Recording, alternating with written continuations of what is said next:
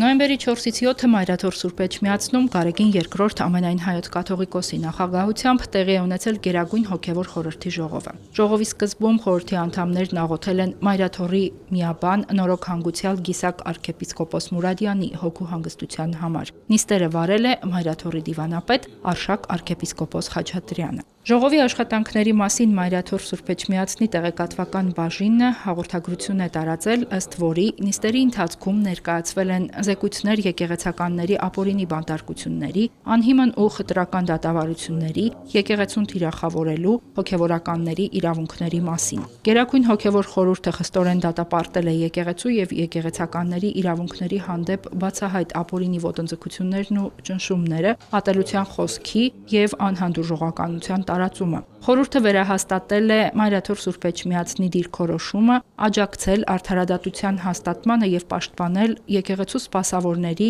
եւ հավատացյալ ժողովրդի իրավունքները, վերստին կոչ անելով իրավապահ մարմիններին դադարեցնել ապօրինի քրեական վարույթները եւ ազատ արձակել ազատազրկված հոգևորականներին ու քաղաքացիական անձանց։ Ըստ հաղորդագրության ընդգծվել է, որ Հովանավանքում Մայրաթորի իրավունքների եւ ծիսաարարողական կյանքի վերականգնմանը հավատացյալների հոգևոր կանոնական կյանքի պաշտպանությանն ու եկեղեցականների բնականոն ծառայության ապահովմանն ուղղված քայլեր են անհրաժեշտ։ Խորհրդի անդամներին ներկայացվել է նաև զեկուցում Բաքվում պահվող զինվորական եւ քաղաքացիական անձանց միջազգային մարդասիրական իրավունքը խախտող դատական գործընթացների արցախահայերի իրավունքների պաշտպանության մասին։ Գերագույն հոգևոր խորհուրդը արժևորել է գերիների հարցի նկատմամբ եկեղեցու շարունակական ուշադրությունը եւ համակարգված քայլերը, քույր եկեղեցիների եւ միջազգային կրոնական կառույցների հետ համագործակցությամբ նպաստելու գերիների վերադարձին։ Առաջարկվել է ընդլայնել նաև Արցախի հոգևոր մշակութային ժառանգության պահպանության ուղղությամբ